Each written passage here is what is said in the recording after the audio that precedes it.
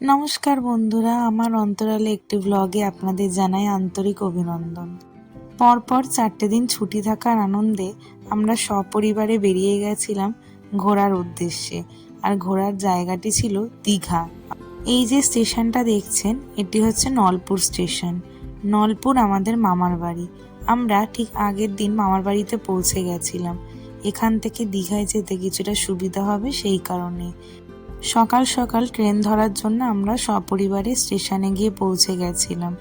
এখানে আমরা সবাই ওয়েট করছি কখন ট্রেনটি আসবে এবং আমরা চলে যাব। ট্রেন আসতে আমরা সবাই ট্রেনে উঠে পড়লাম। এখানে ট্রেনে অসম্ভব ভিড় দেখুন। আসলে 4টে দিনের ছুটির কারণে সবাই মোটামুটি দীঘার উদ্দেশ্যে বেরিয়ে গেছে কাজ। ট্রেনে উঠে আমরা হালকা ফুলকা কিছু খেয়ে নিলাম, কারণ আমরা ভোর ভোর বেরিয়েছি তো সবারই অল্প একটু খিদে পেয়েছিল। তারপর দেখুন এরকম প্রাকৃতিক সৌন্দর্য উপভোগ করতে করতে আমরা যাচ্ছি। ট্রেনে উঠতে আমি বরাবরই খুব পছন্দ করি, আমার খুব ভালোও লাগে ট্রেন।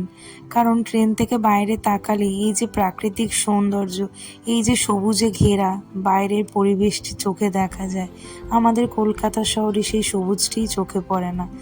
এমন অপূর্ব প্রাকৃতিক সৌন্দর্য দেখলে না একটি লাইনই সবার আগে মনে পড়ে যায়, আমাদের কবি সাহিত্যিক দ্বিজেন্দ্রলাল রায়ের লেখা, ধনধান্যে পুষ্পে ভরা আমাদের এই বসুন্ধরা, তাহার মাঝে আছে দেশ এক সকল দেশের সেরা।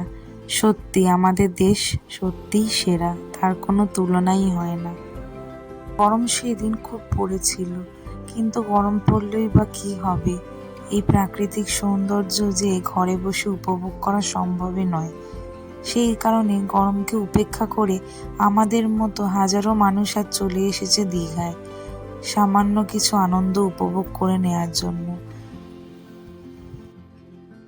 আমি নিজের উইন্ডো সিটটা ছাড়ছি না দেখে সৌভিক পাখিকে সরিয়ে ও কিছুটা বাইরের প্রাকৃতিক সৌন্দর্য দেখবে বলে বসে পড়ল। তবে যাই হোক, যেই পরিমাণে গরম পড়ছে অপ্রয়োজনে ঘর থেকে না বেরোনোই ভালো। হ্যাঁ, ঘুরতে যান ছুটি পড়লে ঠিক আছে, কিন্তু দরকার না পড়লে ঘর থেকে বেরোবেন না। আর সব সময় জলটা ক্যারি করবেন, কারণ জলটাই এই সময় না যথেষ্ট তৃপ্তি দান করে। আপনাদের সাথে কথা বলতে বলতে আমাদের সময়টাও কি সুন্দর কেটে গেল দেখুন। অবশেষে আমরা পৌঁছে গেলাম আমাদের উদ্দেশ্যে, সেই স্থানটাতে, দীঘাতে। দেখেছেন কি অসম্ভব ভিড় এখানে। আসলে 4টে দিনের ছুটি পাওয়ার কারণে না বেশিরভাগ লোকই দীঘাতে এসছে। এবার আমরা আমাদের জিনিসপত্র নিয়ে টোটো ধরার উদ্দেশ্যে এগিয়ে গেলাম। আর দেখতে পেলেন জগন্নাথ মন্দিরকে দূর থেকে। আজকে আপাতত এখানেই আমি সমাপ্তি টানলাম। আমার অন্তরালে চ্যানেলটিকে সাপোর্ট করবেন, পাশে থাকবেন। ধন্যবাদ।